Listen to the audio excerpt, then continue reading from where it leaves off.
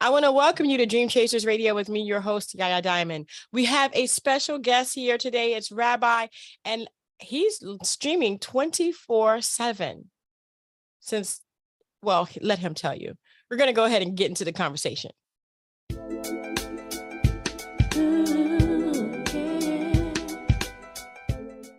Instantaneously into any language. Entonces esto traduce cualquier cosa instantáneamente a cualquier idioma. Wow. Did you develop that yourself? Oh, no, I did not. I developed the app that you saw on that presentation that I gave, but I just purchased one of these. So these are available on Amazon, but really it's so amazing because of the speed and the amount of languages that it does. If you can see, I can scroll through here and you can just see it does just about any kind of language in the world. Everything, the first language that it has on here, man, it has a lot of them.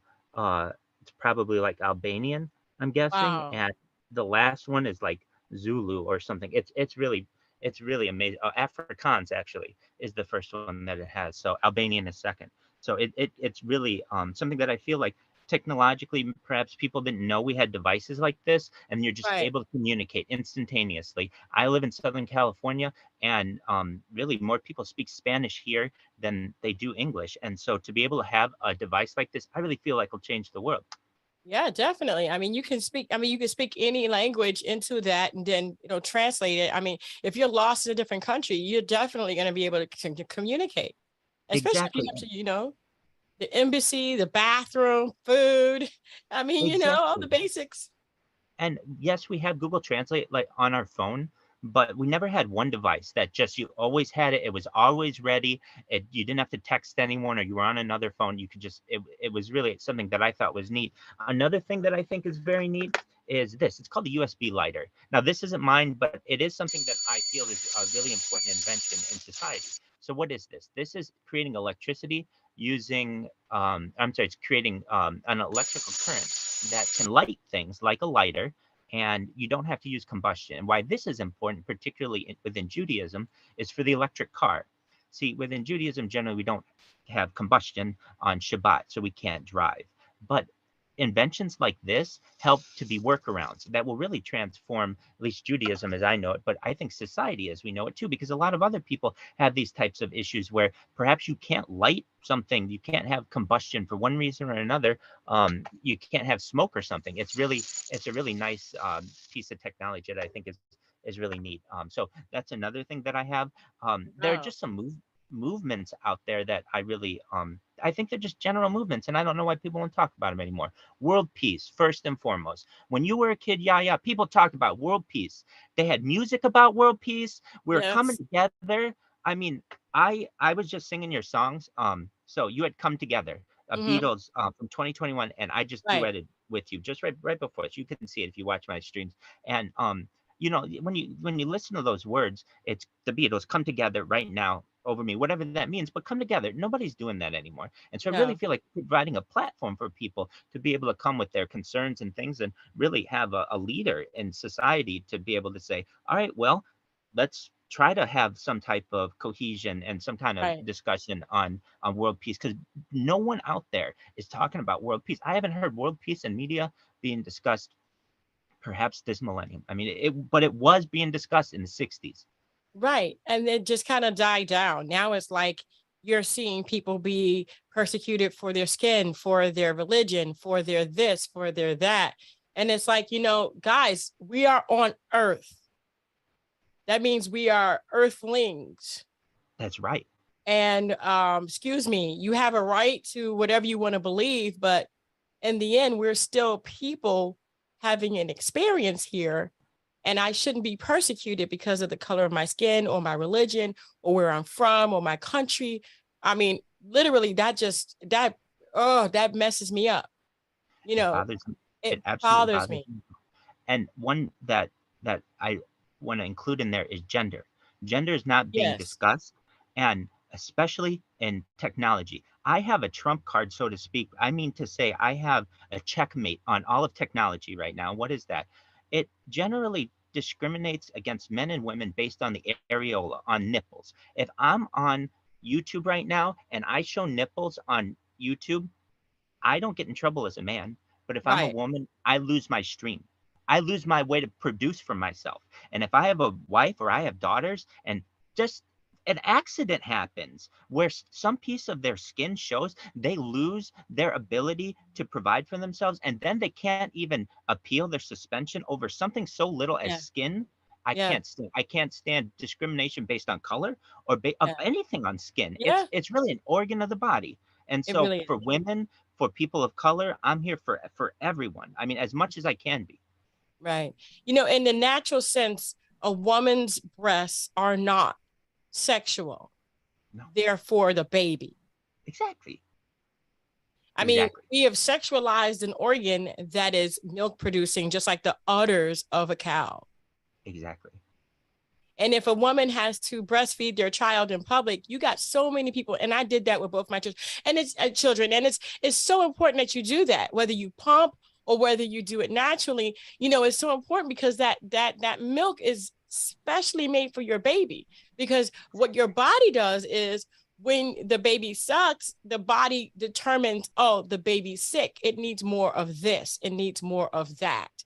That's what the breasts are for. It Not that adapts you're going to essentially flaunt to what it, your baby. right? Not that you're Right. going to flaunt it, but that it's a natural thing. If I'm in the middle of someplace in the bus or something, and I got my kid, my baby, and my baby has to drink and eat. I mean, what is it? What are you going to do? Exactly. You know, Exactly. If we were in a village together, that's right, exactly what would happen, and no one would care. So we're right, in a professional workspace. I understand. Me, I mean, frankly, I'd be fine anywhere. You want to do it in the boardroom? That's absolutely fine. It's like sneezing to me. It's like a natural thing. If you may had to do it, you got to do it. But right. lactation rooms are very, very important, and putting those in the workplace. I mean, I'm a big advocate for that, and not just, oh, we have one. No, it has to be wherever you have people ever. It has to be like a restroom, because you're Mm-hmm. going to have people who have Yes, children, and they shouldn't see it as a negative on their professional career. And I really feel definitely.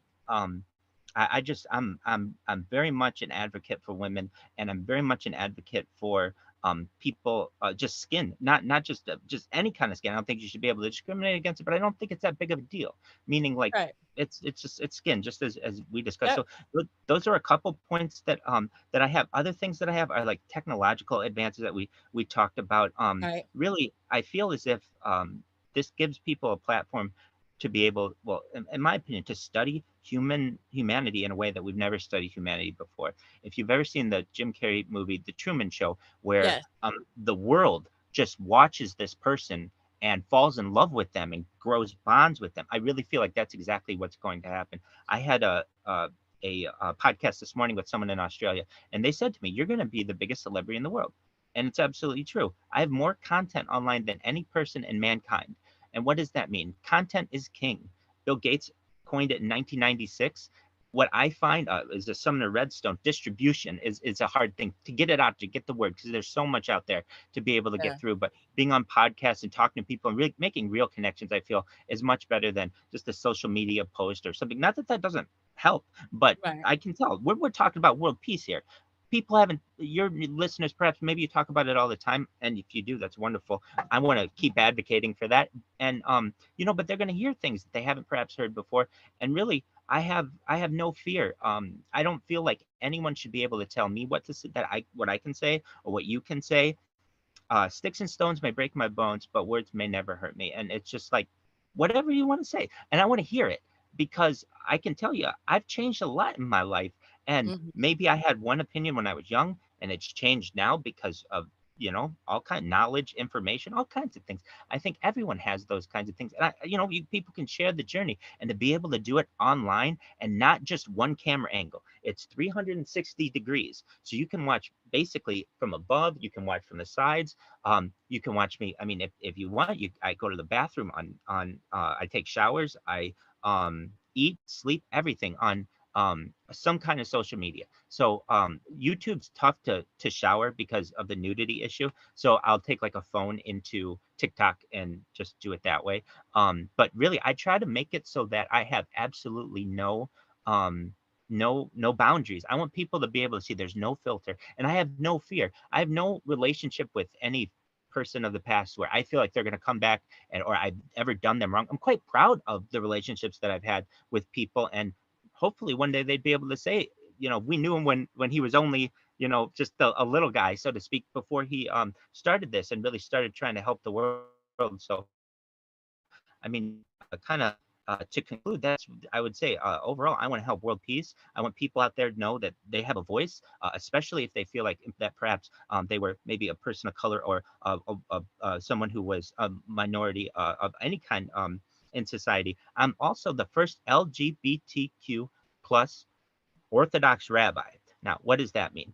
Well, I consider myself plus. What does that mean? I mean, I'm not gonna down on anybody for doing whatever, but I'm curious, I'm experimenting. I don't know. I'm not gonna close the door on anything, but I am legally that. And that's a thing. In the state of California, when you're legally that, that's a thing. And also I'm the first Jew to have a hat in my picture, in my ID picture. So Wow. that's a neat thing too. Not everybody has that. And so I think there's a lot of neat things here that people one day will be like, hey, this is really something. And particularly when it comes to content. When you say content is king, there are certain commodities in the world that are really important. Water is number two. Gold is up there, petroleum is up there, but number one, which has overtaken everything, is data. And when society starts to be able to see we can watch a human whenever we want, I really feel like there'll be a connection globally. So I'm really excited about that. Yeah, yeah. And I really appreciate your time. Wow. Thank you. Thank you. I'm going to ask you, the biggest question I have right now is why did you begin this journey? Great question. I started videotaping my golf swing at Tiger Woods' golf course out here in California. And I wanted to watch my rhythm. And I would do kind of some shtick, some stand up when I would do it. And it was really funny, or at least when I would come back and watch it, it was really funny.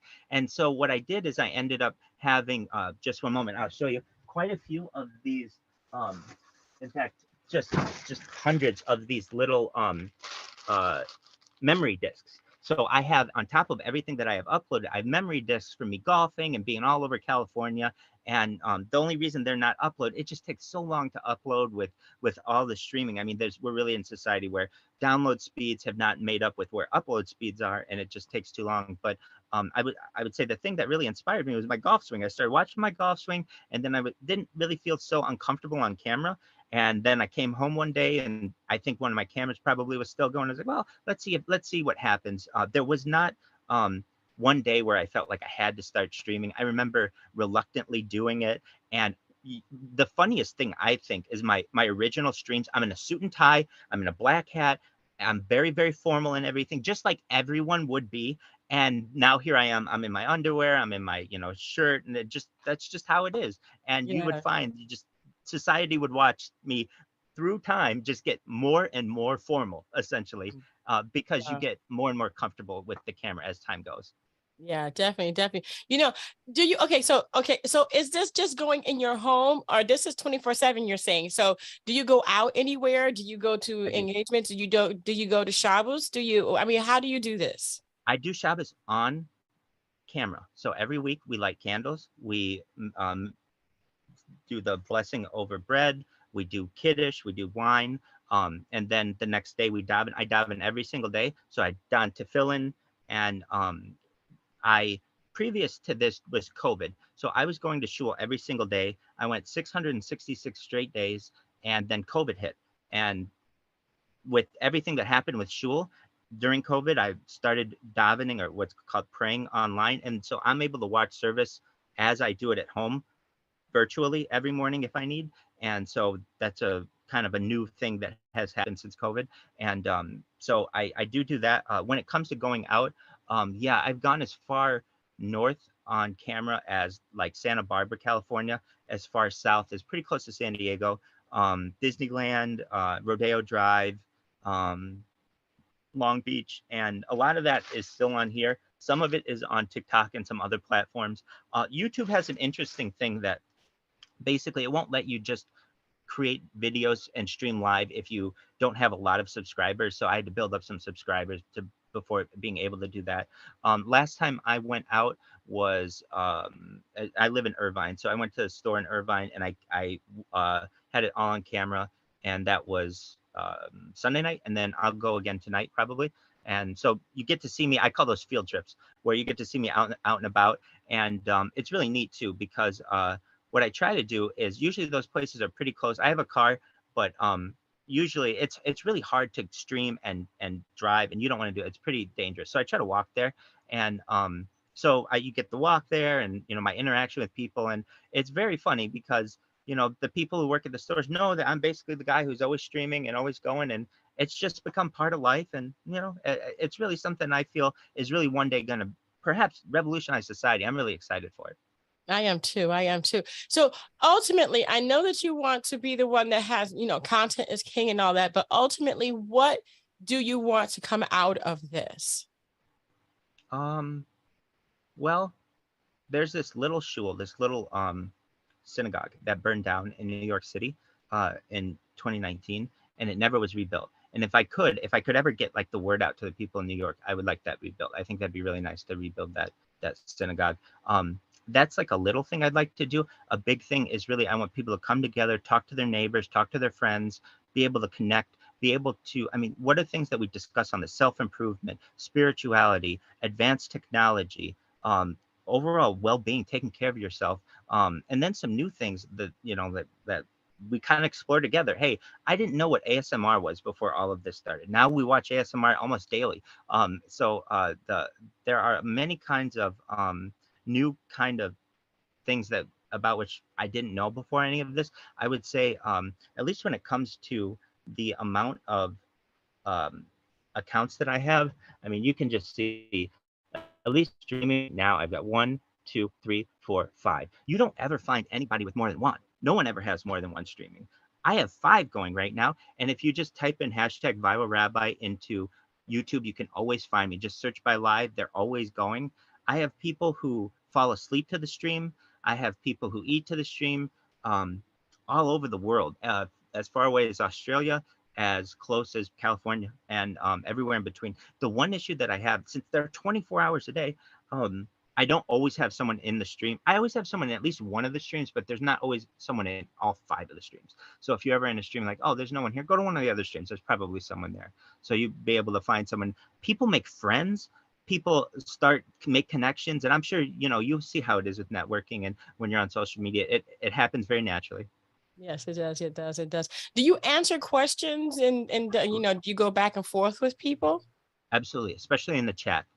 So Awesome. anything that anybody wants. In fact, if people really want to talk, it was like 2 a.m. last week, and somebody wanted to talk, and we just talked on the phone for like 2 hours, and they just wanted to ask questions. And their name is Wesley. Pardon me. They're from West Virginia. They moved there from Chicago. We heard about their whole story, and they follow me now.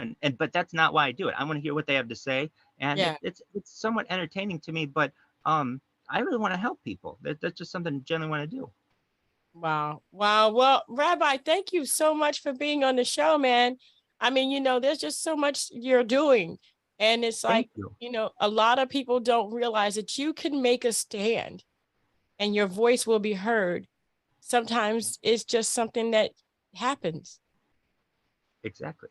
That is amazing. I want to thank you. Thank you so much for your time. If I could ask your listeners and watchers, if you can, go to hashtag Viral Rabbi in YouTube and filter by live. You'll always be able to find me. ViralRabbi.com is my website. Awesome. We're going to go ahead and put that in the description box below, as well as on the screen, so that you guys can find Viral Rabbi up there in the screen. Go ahead, check it out, subscribe, like, and then if you have any questions, I know some of you guys are going to have questions. Go ahead and go to that stream on YouTube and ask away. I'll answer immediately. Thank you so much, Yaya. No problem. And thank you guys so much for tuning in. Don't forget to dare to be different. Until next time, guys. Well, if you're watching Viral Rabbi, it's just until a couple of seconds, and then now it's to pass, and just keep going. All right. That's right. Thank you. And have a wonderful day, guys. Bye.